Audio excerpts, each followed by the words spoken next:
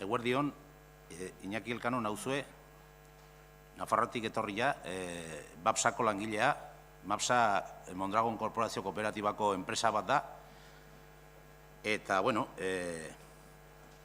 gure esperientziaz hitz egitera, etorri naiz. Bueno, lehenik eta behin, kuadrotxo hau esplikatuko dugu. Mondragoneko Euskara Batzordea, Batzorde Iraunkorraren eraikiz, 2000. Urtean, eratua,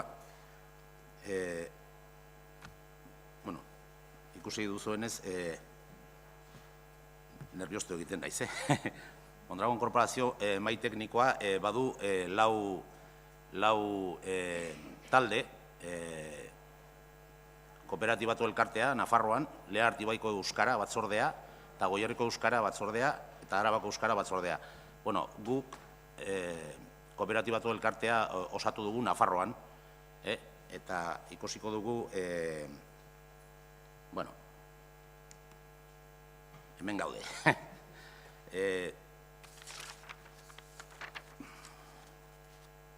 Duela 5-6 urte MAPSan, nire enpresan, hasi ginen Euskara Planarekin, eta, bueno, poliki-poliki joan ginen, elkartzen, bertze kooperatiba batzuek gure inguruan.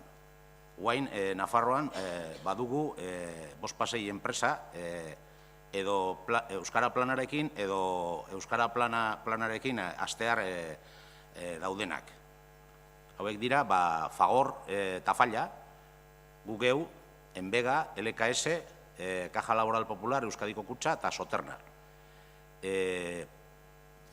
Guretzat, lehenik eta behin erran beharra dago, Mondragon Korporazio Kooperatiba izan zela, aurrera emateko modu, gure enpresak aurrera emateko modu erakargarria. Baina, karo, enpresarekin batera, Mondragon Korporazioarekin batera, Euskararen konpromezua etorri zen. Beraz, guk bagenun olako grina Euskararekin, ze, karo, Nafarroan badira euskaldunak.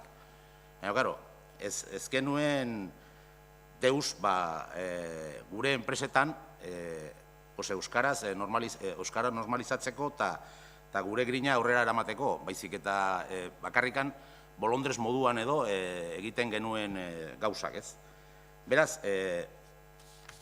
Mondragon Korporazio Kooperatibako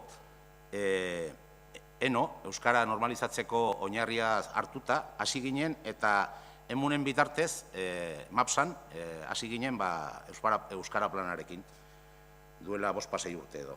Liatu naiz, ez? Pixka bat, bueno, ulertzen duzu, ez da? Bueno, guain, Mondragon Korporazio Kooperatiba da Nafarroan bigarren enplegu sortzailea, eta hori, karo, peso handia dauka Nafarroan, eta aurrera goaz, Euskararekin, eta, en fin. A ber. Bai, hau ja, gina da. Bueno, helburuak,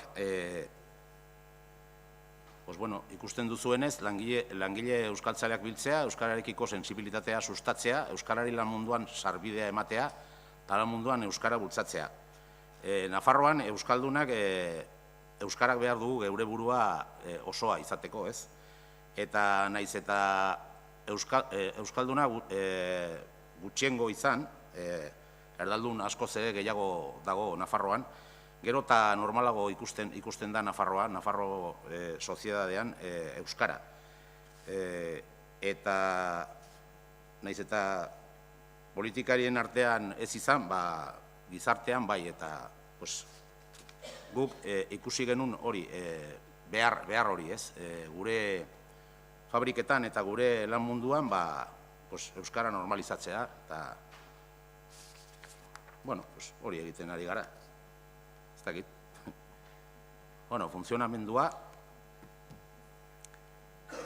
oso modu xumean funtzionatzen dugu. Auzolan, Nafarroan herri erraldunetan ere erabiltzen jarraitzen duten hitza.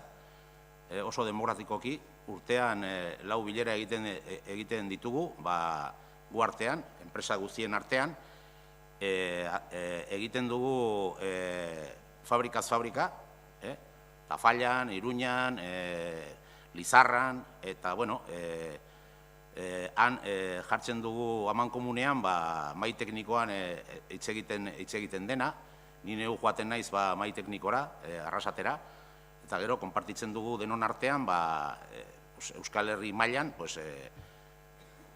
egiten dena. Eta gero ere, bertze ibai bat doa kooperatibako organoetara. Beraz, ni errate baterako errektore kontseilukoa naiz, kontseilu errektorekoa naiz, eta ematen dut informazioa nire kontseilu errektorera eta bertzeak ere bai, ez. Hoi da gure modu xume eta efikaza. Bueno, gure ekintzak oso xumeak dira, ere bai, urteko ekintzak dira, bi aldizkari ateratzen ditugu, gero egiten dugu argazki lehiaketa eta egutegia, eta gero jai txiki bat, Iruñan bertan, eta elkartzen gara Euskara planean gauden guztiak, eta gustora, pasatzen dugu jai egun bat. Eta hori da. Eskerrik asko zuen arretagatik, eta, nik erraten dudan bezala, optimista izatea kondenatua gaude. Eskerrik asko, ongi izan.